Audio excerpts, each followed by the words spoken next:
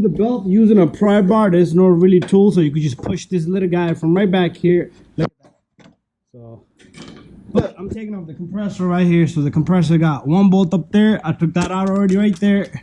I'm using what is this, E12 special tools. So we got one over here.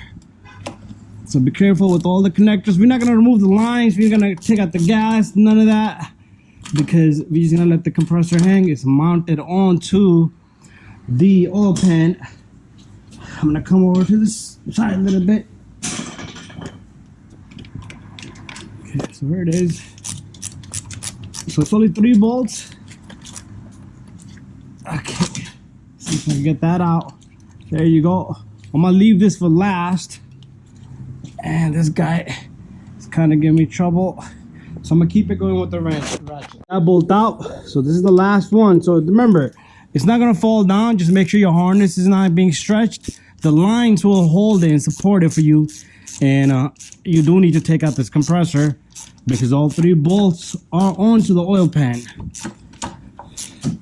And this is the last one. So once I get this off, you're gonna see this compressor just sitting down. Last bolt out. Look at that. AC compressor is just hanging there. It's not gonna bother us.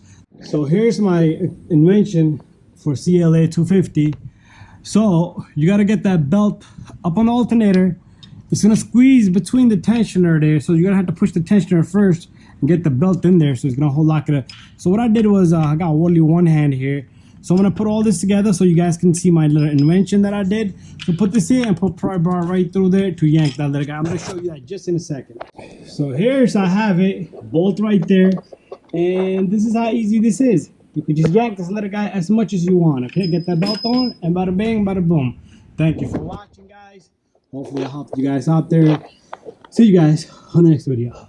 I did an oil pan on this baby.